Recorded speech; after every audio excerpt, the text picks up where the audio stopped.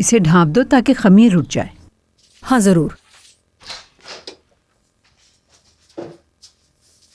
करीम साहब से बात हो गई तुम्हारी? कुछ कहा उन्होंने? नहीं, कुछ भी नहीं कहा। क्या मतलब कुछ नहीं? क्या उन्होंने तुम्हें सिर्फ अपने कमरे में बात करने के लिए बुलाया था? वो दरअसल घर पे जो आग लगी थी उस बारे में अली भाई बात करने आ गए, तो हमें बात करने का मौका नहीं मिला। क्या बात करनी थी आग के बारे में? वो कह रहे थे कि आग जो लगी थी वो जानबूझकर लगाई गई।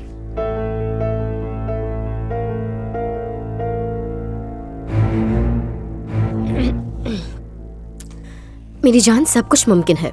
जब से हम इस घर में आए हैं हमें निकालने के लिए इसी तरह की कोशिश की जा रही है। ये भी हमें बाहर निकालने का एक तरीका हो सकता है। तुम वाकई अपनी हद भूल जाती हो कभी कभार। अब मैं तुम्हारी बकवास मजीद बर्दाश्त नहीं कर सकती। मैं करीम साहब से इस बारे में खुद बात करूंगी। मरियम साहिबा, तुम रुको जरा, मेरी बात सुनो। तुम्हारा कहने का मतलब क्या था? हाँ, अगर कुछ कहना चाहती हो तो सीधी तरह कहो, ठीक है? तुम भी तो जो कहना चाहती हो कह देती हो।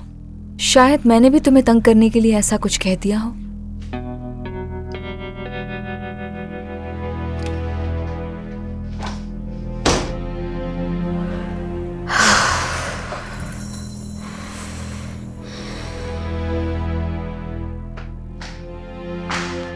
मरियम साहिबा, मरियम साहिबा मेरी बात सुने, खुदा के लिए ऐसा मत करें। मैं आपसे मिन्नत कर रही हूँ, उसे बच्ची समझ के माफ कर दे, खुदा के लिए। वो बच्ची नहीं है, बस कर जाओ फातिमा। तुम्हारी बेटी हर बात सोच समझ कर करती है। जानबूझकर इस तरह की बकवास की उसने, लेकिन अब मेरी बर्दाश्त से बाहर हो गया है। कोई तो हो जो ऐसा करने से रोक सके उसे।